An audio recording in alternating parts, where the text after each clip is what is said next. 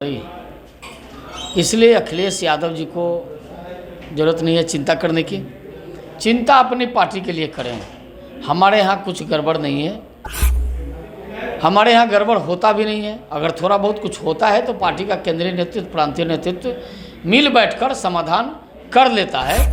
हमारे यहाँ किसी को ताकने झांकने की ज़रूरत नहीं है। अपने घर के अंदर ही देखें, घर को बचाएं, पार्टी को बचाएं। बस उन लोग का तो परिवार और घर दो ही है ना। जनता से मतलब नहीं है, जनता के सरोकार से, जनता के काम से कोई मतलब नहीं है।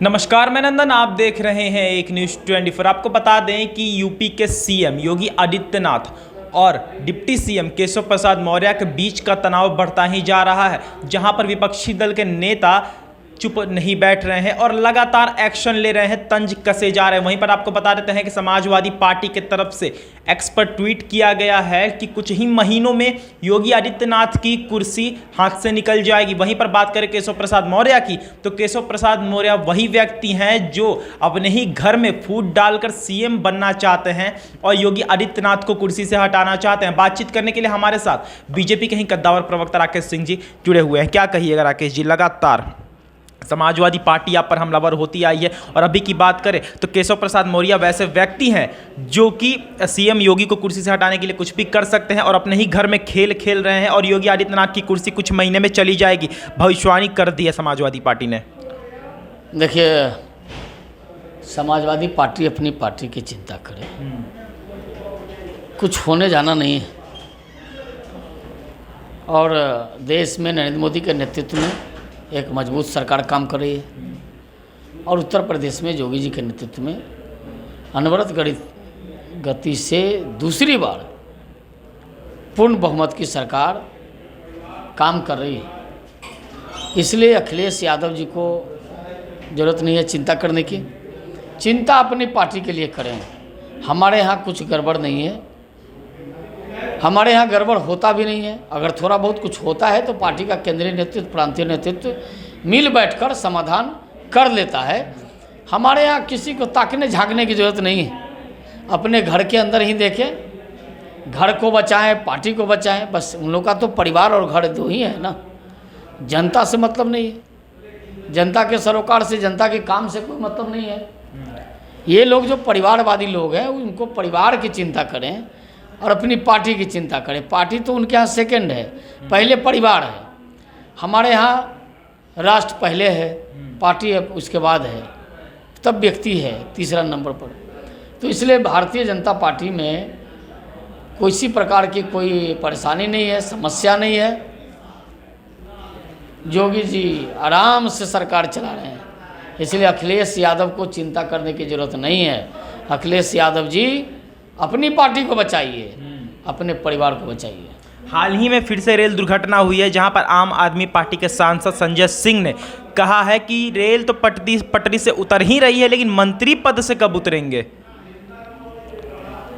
देखिए, संजय सिंह जी को तो ये पहले बताना चाहिए कि केजरीवाल साहब कब रिजाइन करेंगे। बेशर्मी की हद है। मुख्यमंत्री के कुर्सी पर बैठ के और वो व्यक्ति तिहाड़ जेल के अंदर बंद है, हद हो गई। और इतनी बड़ी बड़ी बातें उनकी पार्टी के नेता लोग करते हैं, जरा शर्म नहीं आती कि एक मुख्यमंत्री भ्रष्टाचार के आरोप में तिहाड़ जेल में बंद है और अब तक पद को नहीं छोड़ा है।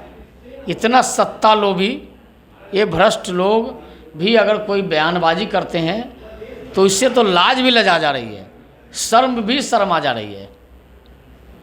अच्छा, अब बात करते हैं ओवैसी जी की।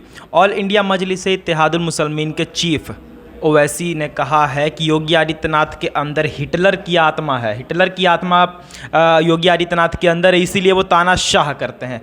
योगी जी के अंदर हिटलर की आत्मा है, ओवैसी ने कहा। आपको पहले ये बतानी चाहिए कि क्या हिंदुस्तान में रहकर फिलिस्तीन माता की जय करेंगे?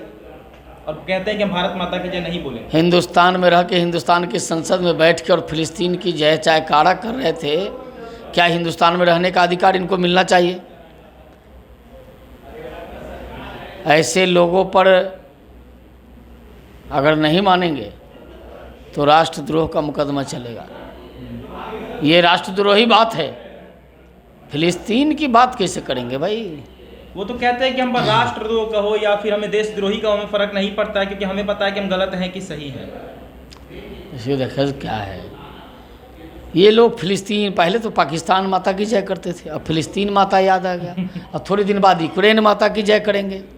क्यों नहीं यूक्रेन की बारे में बोल रहे हैं? यूक्रेन में भी तो वही समस्या है। भारत की सरकार पूरे विश्व में कहीं भी कोई समस्या, झगड़ा, फसाद हो रहा है, सबको सलटाने का काम कर रही है। लेकिन ये जो हिटलरी विचार के लोग, वैसे जैसे लोग रहेंगे भारत में, खाएंगे भारत में, जन्म लेंगे भारत में, ये उतना कई इंच का जगह जो चाहिए वो भी भारत में, लेकिन पाकिस्तान के गीत गाएंगे, फिलिस्तीन का गीत गाएंगे।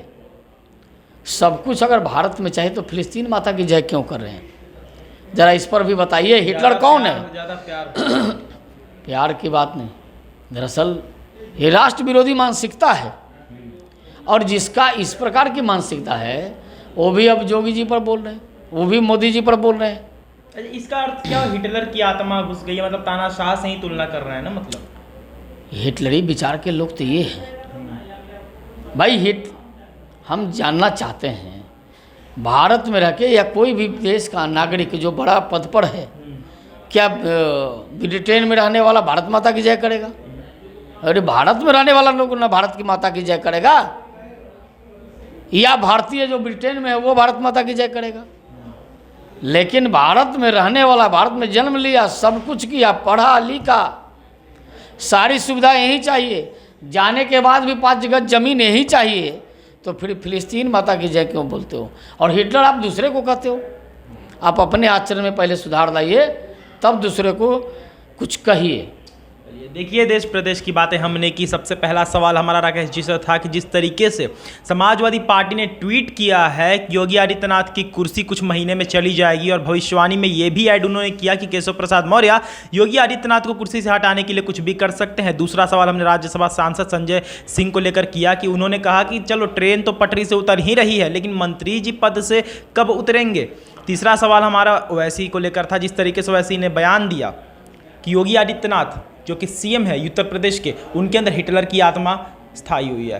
देखिए, सबसे पहली बात हमने जो भी बातें की और राकेश जी ने जो भी कुछ उत्तर दिया वीडियो में देख सकते हैं। तो ये थी आज की रिपोर्ट। बाकी असर तमाम खबरों के लिए सब बने रहे, देखते रहे News 24। मैं नंदन अपने सहयोगी अंकित के साथ। धन्यवाद।